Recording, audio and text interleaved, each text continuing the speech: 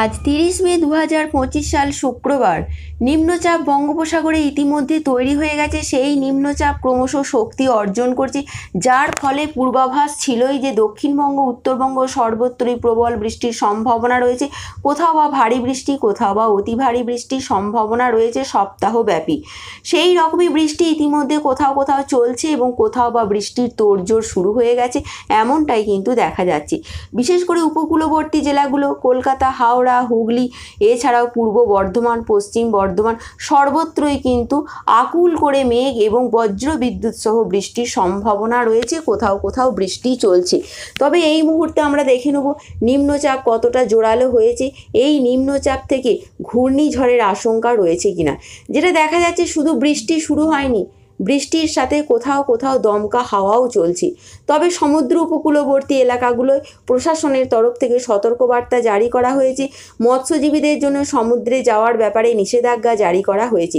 তবে এই মুহূর্তে আমরা দেখে নেব উত্তরবঙ্গ এবং দক্ষিণবঙ্গ কোন জেলায় কতদিন বৃষ্টি চলবে এবং এই বৃষ্টির পরিমাণ কতটা হতে পারে।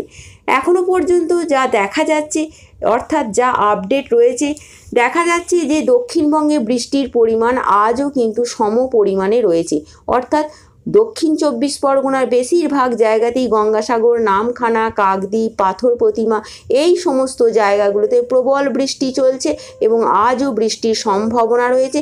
কোথাও কোথাও 40 থেকে 50 কিলোমিটার বেগে ঝোড়ো হাওয়া বইতে পারে।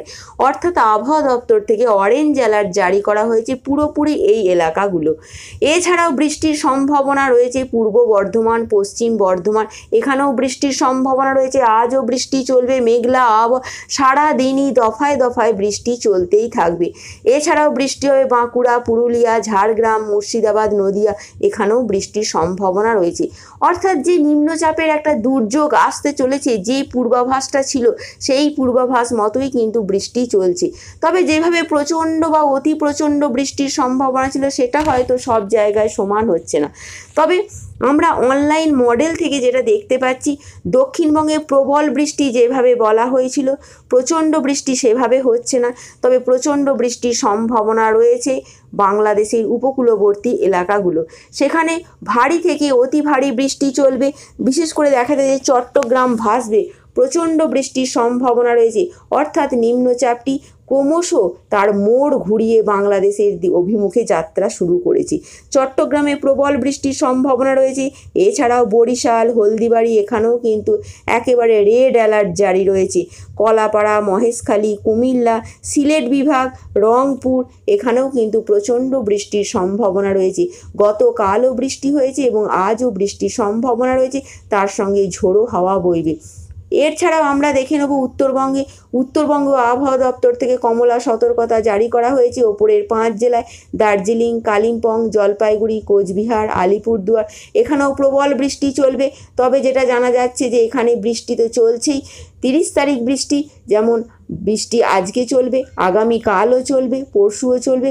অর্থাৎ উত্তরবঙ্গে এখন বৃষ্টি, লাগাতার বৃষ্টি চলবে। অর্থাৎ খুব জিস্ট হিসাবে বলতে গেলে যে নিম্নচাপটি তৈরি হয়েছে, সেই নিম্নচাপের প্রভাবে সারা বাংলা জুড়ে একটা বৃষ্টির দুর্যোগ চলছে এবং এইটা সপ্তাহব্যাপী চলবে। উত্তরবঙ্গ, দক্ষিণবঙ্গ সর্বত্র বৃষ্টি চলবে মোটামুটি 1 থেকে 2 তারিখ পর্যন্ত। তবে বাংলাদেশে এখন বৃষ্টি চলতেই থাকলো, নিম্নচাপের জেরে প্রচণ্ড বৃষ্টি চলবে। তবে এই মুহূর্তে আমরা দেখে নেব এই যে নিম্নচাপ, এ থেকে কোনো ঘূর্ণিঝড় হওয়ার সম্ভাবনা আছে কিনা। আবহাওয়া দপ্তর যেটা বলছেন, ঘূর্ণিঝড়ের তেমন কোনো সম্ভাবনা নেই। একটা জোরালো নিম্নচাপ তৈরি হয়েছে। যদি কোনো নিম্নচাপের ফলে ঘূর্ণিঝড়ের আশঙ্কা থাকে সেটা আপনাদের পরে আপডেট দিয়ে জানিয়ে দেবো। অযথা আতঙ্কিত হওয়ার কোনো কারণ নেই। তবে একটা বৃষ্টির দুর্যোগ চলতেই থাকবে। সারা দিনই মেঘলা আকাশ, কোথাও বা বজ্রবিদ্যুৎ সহ বৃষ্টি চলবে, কোথাও বা হালকা মাঝারি বৃষ্টি চলবে। তবে এবার আমরা জানবো যে বর্ষা কত দূর এগোলো। এখনও পর্যন্ত উত্তর পূর্ব ভারতে ত্রিপুরা, মণিপুর, মিজোরাম, সেখানে বেশিরভাগ জায়গাতেই বর্ষা ঢুকে গেছে। মিজোরামে পুরোপুরি বর্ষা ঢুকে গেছে। এবার উত্তরবঙ্গ হয়ে বাংলায় বর্ষা প্রবেশ করবে। উত্তরবঙ্গের একেবারে দোরগোড়ায় দাঁড়িয়ে আছে। বলা যায় যে এই যে নিম্নচাপ বঙ্গোপসাগরে তৈরি হয়েছে, এই নিম্নচাপের হাত ধরেই বাংলায় বর্ষা প্রবেশ করবে, এমনটাই কিন্তু মনে করা হচ্ছে বা আন্দাজ করা যাচ্ছে। এটুকুই ছিল এখনকার মতন আপডেট। Thanks for watching.